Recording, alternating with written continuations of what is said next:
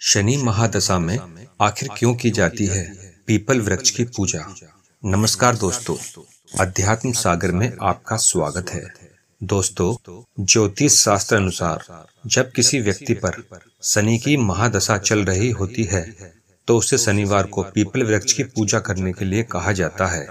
आखिर ऐसा क्यों कहा जाता है, क्या है इसके पीछे की कहानी? तो आइए शुरू करते हैं आज की वीडियो। बस आप वीडियो में आखिर तक बने रहें और चैनल पर पहली बार आए हैं तो चैनल को सब्सक्राइब कर घंटी के बटन को दबाकर नोटिफिकेशन ऑल कर लें, जिससे ऐसी अच्छी जानकारी सबसे पहले आप तक पहुंच सके।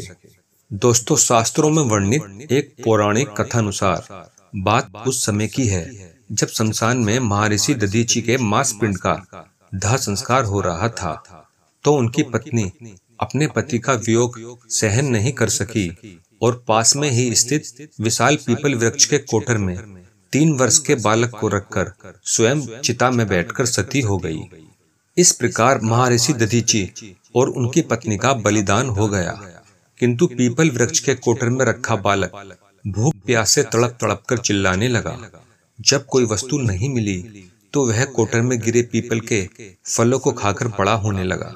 इस तरह पीपल के पत्तों और फलों को खाकर बालक का जीवन जैसे तैसे सुरक्षित रहा।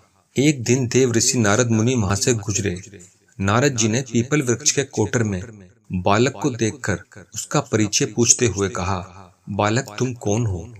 बालक ने कहा, यही तो मैं भी जानना चाहता हूँ।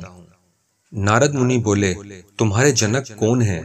बालक ने फिर कहा, यही तो मैं भी जानना चाहता हूँ।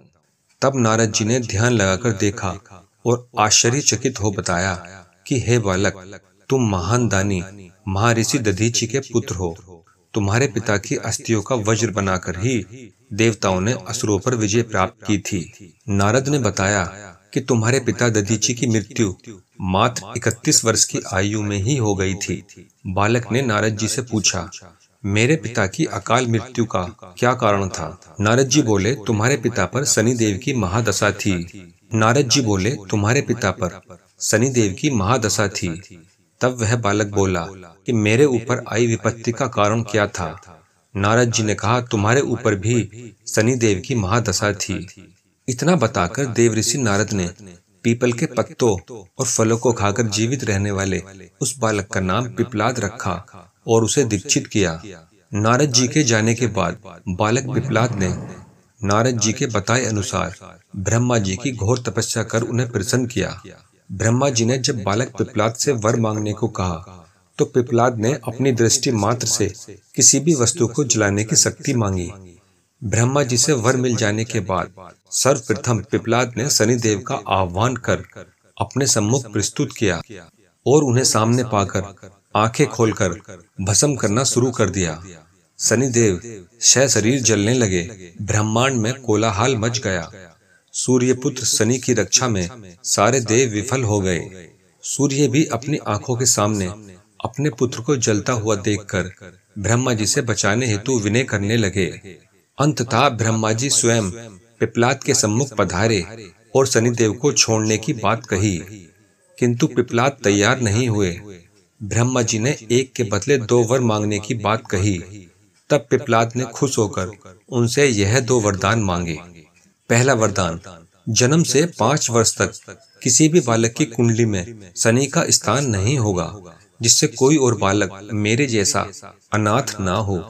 दूसरा वरदान यह था कि मुझ अनाथ को शरण पीपल वृक्ष ने दी है, अतः जो भी व्यक्ति सूर्य उदय के पूर्व पीपल वृक्ष पर जल चढ़ाएगा उस पर शनि की महादशा का असर नहीं होगा। तब ब्रह्मा जी ने तथास्तु कह वरदान दिया। तब पिपलाद ने जलते हुए शनि को अपने ब्रह्मदंड से उनके पैरों पर आघात करके उन्हें मुक्त कर दिया, जिससे शनिदेव के पैर क्षतिग्रस्त हो गए और वह पहले जैसी तेजी से चलने लायक नहीं रहे। इसलिए तभी से शनि अर्थात जो धीरे चलता है वही शनिश्चर कहलाए और शनि आग में जलने के कारण काली काया वाले अंग भंग रूप में हो गए।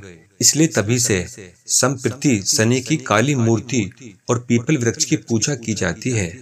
दोस्तों, आगे चलकर पिपलाद ने प्रश्न उपनिषद की रचना की, जो आज भी ज्ञान का वृहद भंडार है। दोस्तों जानकारी अच्छी लगी हो तो वीडियो को आगे भी शेयर कर दें और कमेंट सेक्शन में अपनी कीमती राय अवश्य दीजिए। तो फिर मिलते हैं अगली वीडियो में ऐसी जानकारी के साथ। आपका बहुत बहुत धन्यवाद। जय श्री कृष्ण।